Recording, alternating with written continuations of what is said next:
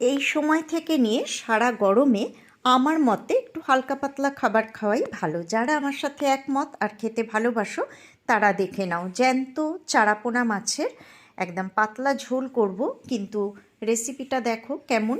আশা করছি তোমাদের ভালো লাগবে। তো দেখলেই তেলের মধ্যে সর্ষের তেলে নুন হলুদ মাখানো মাছগুলো আমি কিন্তু কড়া করে ভাজছি না, এপিট ওপিট করে সাঁতলে তুলে নেব।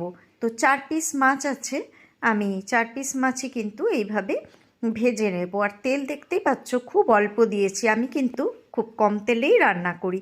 তো 4 পিস মাছ ভাজা হয়ে গেছে, আর দেখো সামান্য একটু তেল রয়ে গেছে। এর মধ্যে না আমি কিছুটা রাঁধুনি হাত দিয়ে ভালো করে ডলে দিয়ে দিলাম ফোড়ন। দেখতেই পাচ্ছ কত অল্প তেল। কিপটে ভাবতে পারো, কিন্তু না গো, শরীরের জন্য আমি এরকমই রান্না করে থাকি এবং খেয়ে কেউই খারাপ বলে না, বলতেও পারবে না।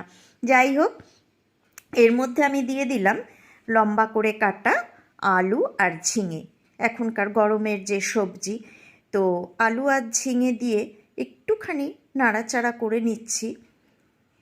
তো যাই হোক, এর মধ্যে এবারে আমি দিয়ে দেব স্বাদ মতো নুন। গোলাপি গোলাপি দেখছো, আমি এখানে পিঙ্ক সল্ট ব্যবহার করছি। দিয়ে দিলাম সামান্য একটু হলুদ গুঁড়ো, বেশি কিন্তু নয়। এবার একটা মশলা দিচ্ছি, দেখো এখানে আছে আদা, কাঁচা লঙ্কা, টমেটো আর জিরের পেস্ট। টমেটো কিন্তু খুব অল্প দিয়েছি, লালচে রং হয়েছে কারণ আমি লাল রঙের লঙ্কা দিয়েছি।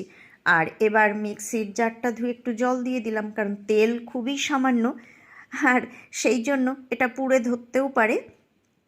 যাই হোক, এমনিতেও জল দিয়েই কষাই। আর একদম লো ফ্লেমে দেখো পুরো মশলা শুদ্ধ আমি এটাকে, দেখতেই পাচ্ছ, কষিয়ে নিয়েছি।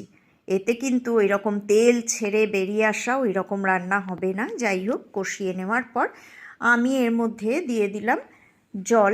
আমার যতখানি ঝোল রাখার প্রয়োজন আমি ততখানি জল দিয়ে দিলাম। এবার এটাকে আমি ঢাকা দিয়ে আগে ফুল ফ্লেমে দেব, তারপর বেশ টকবক করে ফুটে উঠলে আমি এটাকে লো ফ্লেম করে দেখো এটাকে সেদ্ধ করে নিয়েছি সবজিগুলো। ঝোলটাও বেশ খানিকটা ঘন হয়ে গেছে। এবারে সাঁতলে রাখা চারাপোনা মাছগুলো আমি এর মধ্যে দিয়ে দিলাম। আর কাঁচা লঙ্কা আমি একটা বাটায় দিয়েছি, ঝাল আমাদের ঘরে খুব বেশি কেউ খায় না, তোমরা চাইলে দিতে পারো আর একটু। আর এবার দেখো দিয়ে দিলাম গোলমরিচের গুঁড়ো।